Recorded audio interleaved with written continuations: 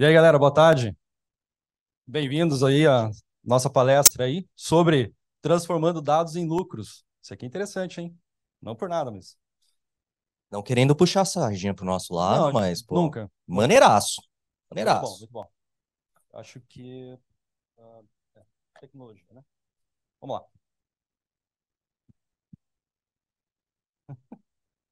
Chegou, agora vai. Boa. Bom, então como o machine learning pode ajudar nesse processo, né? Como que a gente pode transformar dados em lucros usando machine learning? Bom, quem que vai falar sobre isso hoje, por favor? Somos nós dois, essa dupla dinâmica, essa dupla de dois maravilhosa. Sou Douglas Silva, prazer estar falando com vocês aqui hoje. Faço parte de um grupo de engenheiros na Oracle, focado em soluções para Data and AI. E Eu sou o Rafael Dias, parceiro desse cara que tem a voz mais sensual da hora. E é o seguinte, aqui está o nosso QR Code, né? Eu trabalho também com Data Science aí fazem mais de 10 anos, né? Quando não tinha esse nome ainda. Mas aqui está o nosso QR Code, então, do LinkedIn. Por favor, adicione a gente lá. A gente gosta de ter bastante discussão sobre ciência de dados, inteligência artificial. Então, pode procurar que vocês não vão ficar sem resposta ou sem uma conversa bacana lá, tá? Depois a gente também vai deixar ali disponível no final ali para vocês poderem tirar uma fotinha. Vamos lá. Então, o que a gente vai falar aqui na agenda, tá? Então, cenário de e-commerce no Brasil hoje, como é que isso está, como é que está acontecendo, né? O crescimento, qual que é o desafio, né? E qual a solução proposta que a gente vai mostrar para vocês hoje. Algoritmos de recomendação de produtos, né? Então, aqui já vai um spoiler já na agenda. A gente vai falar sobre dois algoritmos, né? E um terceiro ali, eu acho que tem um terceiro, né? Para dar uma complementada. Como são criados esses modelos, né, no caso, então a gente vai ali falar um pouco sobre a plataforma Data Science e depois tem a demonstração e recados finais. Bom, eu vou ficar com a primeira parte da apresentação, tá? Então vamos lá, falar como que está o cenário de e-commerce aqui no Brasil. Olha só, a gente teve um crescimento muito grande de 2020 para 2021, em decorrência da pandemia, né? Então teve um boom aí de compra online. Então, 30%, isso daí é bem significativo, né? Porque a gente está falando de praticamente 200 bilhões para 258 bilhões, tá? Agora, de 2021 para 2022, isso daí já deu uma arrefecida, né? Então, já deu aí uma diminuída nesse crescimento. E aí fica a pergunta, né? O que aconteceu, né? Bom, a gente consegue ter esse detalhe aqui, em 2022 versus 2021, que a gente teve 8% de crescimento de números de pedidos, mas o problema aqui foi boleto médio. Caiu, tá? Então o pessoal comprou em quantidade maior, né? Em vezes, mais vezes, mas no valor menor, tá? E aí que a gente vai trabalhar, né, na solução. E como crescer nesse mercado que está, não vou dizer estagnado, mas aí andou de lado, né? Mas tem um potencial de crescimento. Então, a ideia aqui é trabalhar no valor do ticket médio, né? Então, como que eu faço para fazer esse ticket médio ter um valor maior nas próximas compras? Ou enquanto a pessoa está fazendo a compra dela. Nesse caso, né, a gente vai aumentar o ticket médio, que a gente vai mostrar para vocês hoje, através de sugestão de produtos, né, aos clientes. E beleza, mas como? Né? Como que a gente faz isso? Utilizando machine learning, tá? Então, machine learning é um braço de inteligência artificial, onde você consegue, usando algoritmos, criar modelos, né? Então, modelo para poder tomar alguma decisão importante no negócio, nesse caso aqui, no e-commerce, tá? Então, como é possível usar o machine learning para isso, né? Então, eu vou ter que escolher um algoritmo que tenha essa finalidade, que me entregue isso, né? Então, nesse caso aqui, algoritmos de recomendação de produtos. Tanto o exemplo que eu vou passar para vocês aqui está baseado em livros, né? Quanto a demonstração também vai ser ali com dataset, né, com um conjunto de dados com livros, para poder fazer sugestão de vendas adicionais de livros, tem tá? livros muito bons aqui, inclusive, hein? Essa É, a lista gente, é uma lista de peso. a gente é suspeito para falar, né? A gente tem um gosto parecido. É. Mas enfim, tá? Então vamos ver como é que isso funciona. Então olha só, Aqui a gente tem o Alberto, né? O Alberto está ali indeciso, não sabe qual livro comprar. Aí, de repente, ele escolheu. Ele escolheu O Último Reino. Muito bom esse livro, hein? Por Excelente. isso que está no topo, né? Ele é o primeiro de 13, mas eu recomendo, os 13 valem muito a pena. Olha só, ele está levando esse livro. O algoritmo, né? O Content-Based Filtering, o que que ele vai fazer? Ele vai pegar a semelhança entre produtos, né? E vai entender que, opa, O Último Reino é muito parecido com Portões de Fogo. Tá? Quem já assistiu 300, é a história ali de Esparta, naquela guerra ali, os caras só eram em 300 e mandaram ver. Então, no momento que ele está comprando O Último Reino, eu já posso propor para ele que ele compre Portões de Fogo, tá? E a gente também tem a Joana. A Joana está ali, pensativa também, né? Putz, que livro que eu vou escolher? Então, escolheu ali, como eu era antes de você, inclusive o livro eu não li, mas o filme é muito bom. E aí a gente entende que esse algoritmo ele vai ver a semelhança entre este livro, né? E agora esqueci o nome desse livro aqui. Simplesmente Acontece. Também é um filme bacana. Então já vai propor para ela levar esses dois livros. Então veja só, ao invés de levar um, vai levar dois. E aí a gente tem uma empresa laranjinha, né, que vende bastante livro e faz outras coisas também, acaba sendo a nossa concorrente, que tem algoritmo simples assim. É simples. E eu já deixei muita grana lá dessa maneira, né? Então, me faz sugestão de livros ali, coisa que eu nem sabia que ia gostar, e no fim, eu acabo levando mais livro e acabo lendo no Kindle, e aí eu já falei qual que é a empresa. Mas enfim. Então, o Content-Based Filtering, ele vai fazer isso, tá? Então, ele vai ver a semelhança entre os produtos. E aí, olha só, o que seriam os prós e contras desse algoritmo específico? O pró é que ele vai utilizar apenas dados de produtos. E o que é isso interessante? Eu não preciso de muita informação, não preciso ter informação de cliente, né? Então, isso daqui é ideal para e-commerce que está começando agora, né? Porque os fornecedores vão fornecer as características dos produtos, né? Nesse caso, dos livros. Então, mas que tipo de características, Rafael? Como assim? Pense o seguinte, o autor, a categoria do livro, né? Categoria, subcategoria. Então, se é romance histórico, se é ficção, enfim. Data de lançamento do livro, quantas páginas tem, né? Então, tem várias características ali que você já consegue ter na largada. Você não precisa coletar, né? Você consegue juntar as informações de maneira fácil. Agora, de uma maneira que isso é um pró, para negócios que já têm um histórico maior, isso é um problema. Por quê? Se não pertencer à mesma categoria, se não pertencer ao mesmo autor, né? Se não tiver uma semelhança entre o produto, eu não vou sugerir um livro totalmente diferente. Então, esse é o desafio desse algoritmo aqui, tá? Então, assim, se eu tenho um histórico de clientes, tipo reviews, compra, né, coisas do tipo, eu não consigo usar com esse algoritmo, tá? Legal. Então, não considera clientes similares nesse caso. Como que a gente vai burlar, ou melhor, como a gente vai resolver isso? Aí eu tenho Collaborative Filtering, que esse algoritmo ele considera a similaridade entre clientes, especificamente, tá? Então, tanto o Alberto quanto a Joana, né? Inclusive são nomes de vizinhos, por isso que eu, né, os batizei dessa maneira, que daí faz lembrar. Eu vou considerar a similaridade entre eles. Então, assim, dado que eles já levaram ou estão comprando o Último Reino, eu vou ter o seguinte.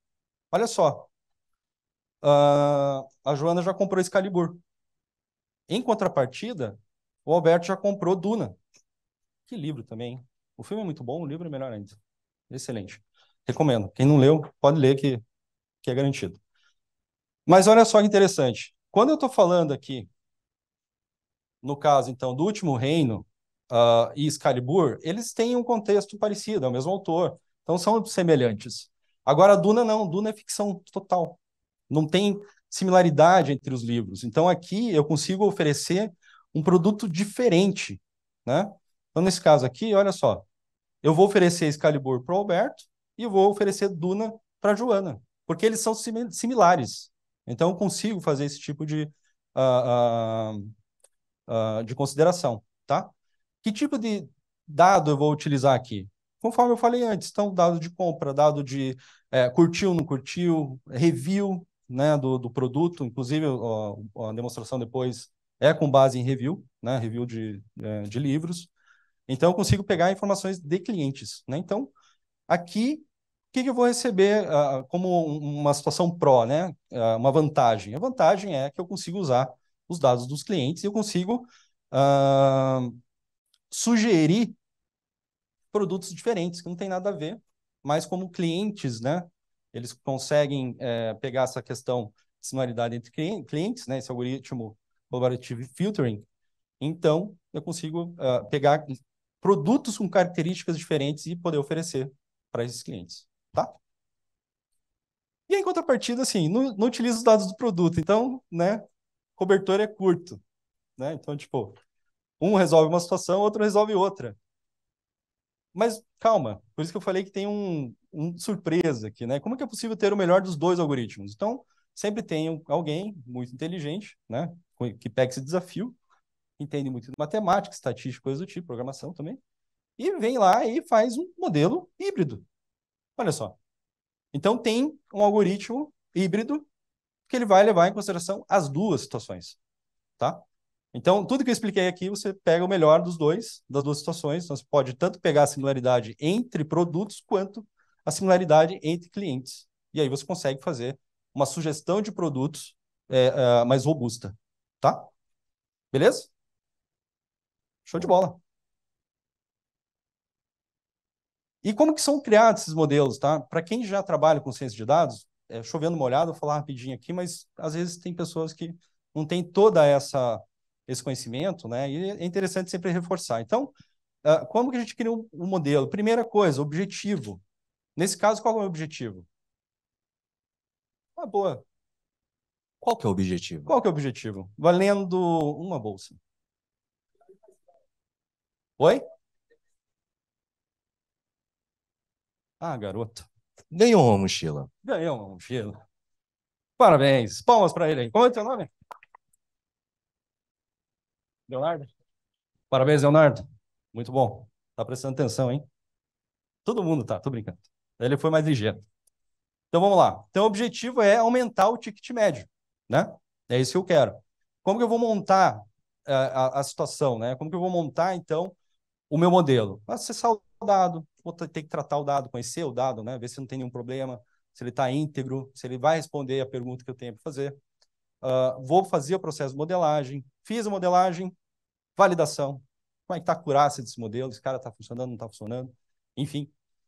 Depois vou publicar esse modelo, porque assim, não acaba, né? Não é você usar o algoritmo ali, criou o modelo e acabou o serviço de cientista de dados. Acho que vocês já têm noção disso, né? Tem que colocar esse modelo em produção. Esse cara tem que começar a fazer inferência, né? Enquanto o Alberto está comprando lá, o modelo tem que estar ativo para sugerir um próximo produto, né?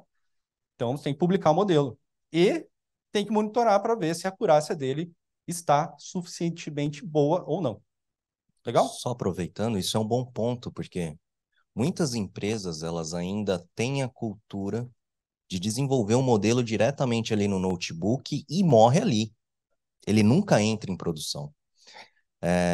Muitas vezes isso se dá por falta, talvez, de conhecimento de como o cientista ele pode colocar isso em produção, conhecimento em relação à infraestrutura. E aí o mercado até criou-se, né, uma nova profissão chamada de engenheiro de machine learning, que acaba sendo a pessoa responsável por receber aquele modelo que foi desenvolvido pelo cientista e colocar esse cara em produção e também estabelecer, criar uma esteira de monitoramento em relação àquele modelo, né? Então, ainda é algo assim um pouco novo, não são todas as empresas que têm isso implementado, não tem essa cultura ainda bem difundida. Show de bola. Excelente complementação. E só para dar um overview bem rapidinho aqui, já devo estar no tempo aqui, a gente vai usar o que para demonstrar para vocês? A plataforma da Oracle de Cloud, tá? OCI. e o serviço, né, a plataforma de Data Science. Então, a gente tem um serviço, uma plataforma completa para prover todo esse ciclo aqui, né? Aqui está detalhado, mas aqui leva um tempo. Mas então todo o ciclo de ciência de dados que eu comentei é possível fazer aqui no CI Data Science, tá? E agora, E sem agora? mais delongas, Agora a gente entra em código, porque, né, agora não vamos podia... codar, que é legal, né? Ah, tem que entrar em código.